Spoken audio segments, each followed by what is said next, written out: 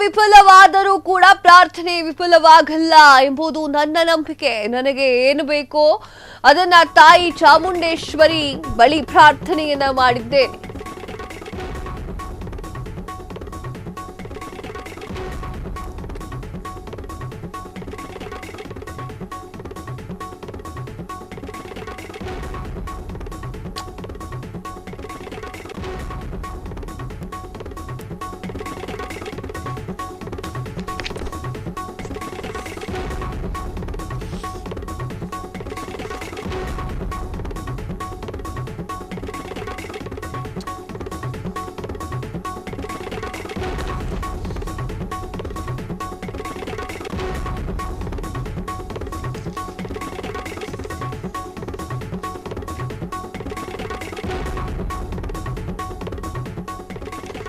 ಪ್ರಯತ್ನ ವಿಫಲವಾದರೂ ಪ್ರಾರ್ಥನೆ ವಿಫಲವಾಗಲ್ಲ ಎಂಬುದು ನನ್ನ ನಂಬಿಕೆ. ನನಗೆ ಏನು ಬೇಕೋ ಅದನ್ನ ತಾಯಿ ಚಾಮುಂಡೇಶ್ವರಿಯ ಬಳಿ ಕೇಳಿದ್ದೇವೆ, ಪ್ರಾರ್ಥನೆಯನ್ನ ಮಾಡಿದ್ದೇನೆ. ಚಾಮುಂಡಿ ಬೆಟ್ಟದಲ್ಲಿ ಉಪಮುಖ್ಯಮಂತ್ರಿ ಡಿ.ಕೆ. ಶಿವಕುಮಾರ್ ಅವರ ಈ ಒಂದು ಹೇಳಿಕೆ ಸಿಎಂ ರೇಸಿನಿಂದ ಹೊರಬಿದ್ರ ಎನ್ನುವಂತಹ ಪ್ರಶ್ನೆಗೆ ಉತ್ತರವನ್ನ ಕೊಡದಂತಹ ಡಿ.ಕೆ. ಶಿವಕುಮಾರ್ ಯಾವ ಚರ್ಚೆಯೂ ಬೇಡ, ಈಗ ಇಲ್ಲಿಗೆ ರಾಜಕೀಯ ಮಾತನಾಡಲು ಬಂದಿಲ್ಲ. ಖರ್ಗೆ ಅವರು ನಮ್ಮೆಲ್ಲರಿಗೂ ಕೂಡ ಬುದ್ಧಿವಾದವನ್ನ ಹೇಳಿದ್ದಾರೆ, ಸಂದೇಶವನ್ನ ರವಾನೆ ಮಾಡಿದ್ದಾರೆ.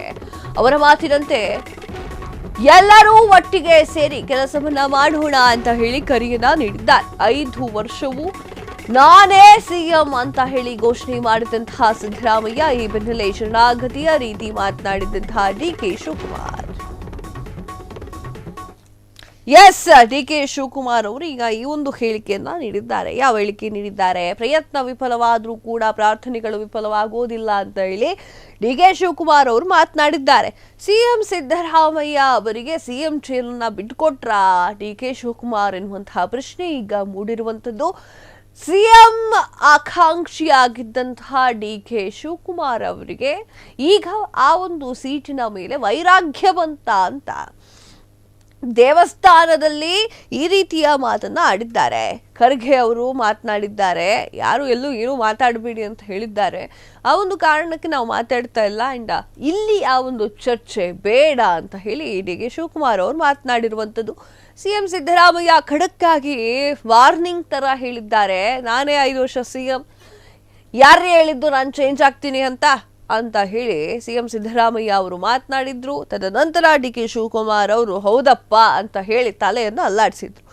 ಈಗ ಡಿ.ಕೆ. ಶಿವಕುಮಾರ್ ಅವರು ದೇವಿಯ ಮೊರೆಯನ್ನ ಹೋಗಿರುವಂತದ್ದು ಗಮನಾರ್ಹವಾಗಿದೆ. ಸಿಎಂ ರೇಸಿನಿಂದ ಹೊರಗೆ ಬಿದ್ರ ಎನ್ನುವಂತಹ ಪ್ರಶ್ನೆಗೆ ಉತ್ತರವನ್ನ ಕೊಡದಂತಹ ಡಿ.ಕೆ. ಶಿವಕುಮಾರ್ ಅವರು ಯಾವ ಚರ್ಚೆಗೂ ಬೇಡ, ಈಗ ಇಲ್ಲಿ ರಾಜಕೀಯವನ್ನ ಮಾತನಾಡಲಿಕ್ಕೆ ಬಂದಿಲ್ಲ ನಾನು. ಖರ್ಗೆ ನಮ್ಮೆಲ್ಲರಿಗೂ ಕೂಡ ಬುದ್ಧಿವಾದವನ್ನ ಹೇಳಿದ್ದಾರೆ, ಯಾರು ಎಲ್ಲಿ ಬೇಕೋ ಅಲ್ಲೇ ಮಾಧ್ಯಮಗಳ ಮುಂದೆ ಏನು ಬೇಕೋ ಹಾಗೆ ಮಾತನಾಡೋದು ಬೇಡ ಅಂತ ಖರ್ಗೆ ಅವರು ಹೇಳಿದ್ದಾರೆ. ಅವರ ಮಾತಿಗೆ ನಾವು ನಿಂತುಕೊಳ್ತೀವಿ. 5 ವರ್ಷವೂ ನಾನೇ ಸಿಎಂ ಅಂತ ಹೇಳಿ ಘೋಷಣೆ ಮಾಡಿದಂತಹ ಸಿದ್ದರಾಮಯ್ಯ ಇದರ ಬೆನ್ನಲ್ಲೇ ಶರಣಾಗತಿಯಾಗಿರುವಂತಹ ಡಿ.ಕೆ. ಎಷ್ಟು ದಿನ ನೋಡ್ಬೇಕೀಗ. ಕ್ಷಣ ಕ್ಷಣದ ಸುದ್ದಿಗಳಿಗಾಗಿ ಫ್ರೀಡಂ ಟಿವಿ ಸಬ್ಸ್ಕ್ರೈಬ್ ಮಾಡಿ, ಲೈಕ್ ಮಾಡಿ ಹಾಗೂ ಫಾಲೋ ಮಾಡಿ. ಹೊಸ ಸುದ್ದಿಗಳ ನೋಟಿಫಿಕೇಶನ್ಗಾಗಿ ಬೆಲ್ ಐಕಾನ್ ಮೇಲೆ ಕ್ಲಿಕ್ ಮಾಡಿ.